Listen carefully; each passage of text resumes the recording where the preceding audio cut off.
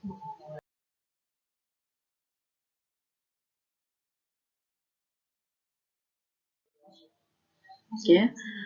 yang pertama pengertian dari pidato.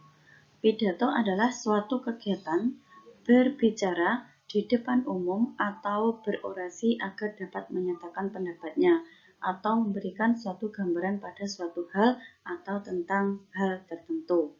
Nah, itu adalah pengertian dari teks pidato. Kemudian, orang yang menyampaikan pidato itu disebut dengan orator. Sedangkan hal yang disampaikan orator itu disebut dengan orasi. Apa tujuan dari teks pidato? Tujuan dari teks pidato yaitu satu, mempengaruhi orang lain agar mau mengikuti kemauan. Jadi ini namanya adalah bersifat persuasif atau mempengaruhi. Kemudian memberi suatu pemahaman atau informasi pada orang lain, membuat orang lain senang dengan pidato yang bersifat menghibur. Jadi memberikan kabar bahagia kepada audiens. Kemudian fungsi dari pidato yang pertama adalah memudahkan komunikasi antara bawahan dan atasan. Yang kedua, memudahkan komunikasi dengan sesama anggota organisasi. Nah, ini jika kita berada dalam suatu organisasi, komunikasinya itu akan menjadi lebih mudah. Kemudian yang ketiga, membuat kondisi menjadi lebih kondusif karena apa? Yang berbicara di situ hanyalah satu orang. Jadi tidak memerlukan orang banyak. Kemudian yang keempat yaitu memudahkan komunikasi dengan siapapun. Kemudian jenis pidato. Maksud jenis pidato ini adalah cara menyampaikan pidato. Cara menyampaikan pidato dilihat dari cara penyampaian pidato. Jenisnya pidato yaitu ada cara impromptu. Dinamakan impromptu karena pidato yang disampaikan itu dilakukan secara spontan atau tiba-tiba dipanggil. Maksudnya begini, sebelumnya tidak ada pemberitahuan bahwa nanti akan menyampaikan pidato. Nah, di situ atau disebut dengan secara dadakan. Jadi tidak diberitahukan tapi langsung ditunjuk secara dadakan. Kemudian yang kedua yaitu pidato dinamakan dengan manuskrip.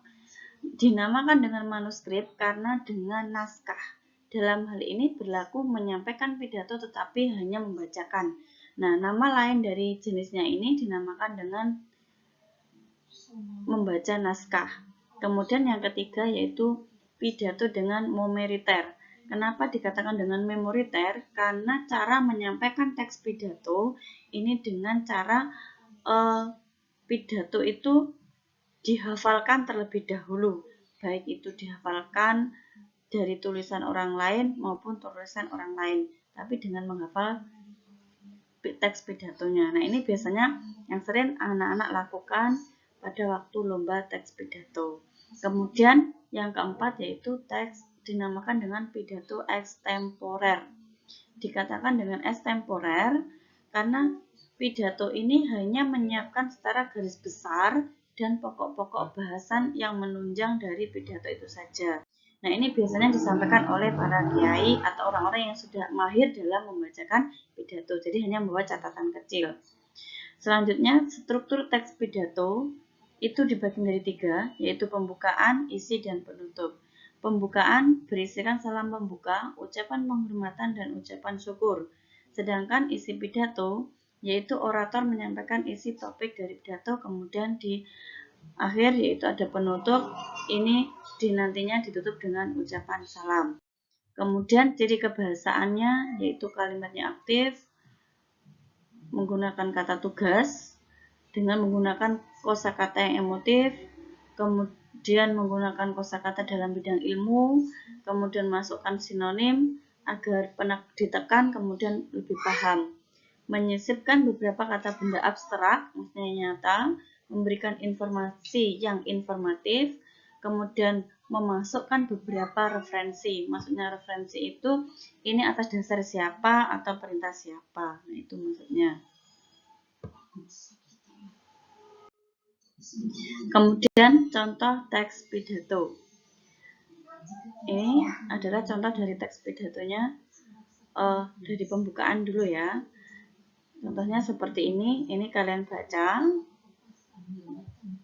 Kemudian ini adalah isinya. Dilanjutkan, kemudian penutup. Nah, itu adalah isi dari pidato. Nah, dari teks pidato itu silahkan kalian ringkas, silahkan kalian tulis, bukan ringkas ya. Silahkan kalian ringkas dari beberapa pengertian pidato itu tadi, mulai dari pengertian, bagian-bagian pidato, kemudian cara menyampaikannya, kemudian silahkan kalian tulis teks pidatonya.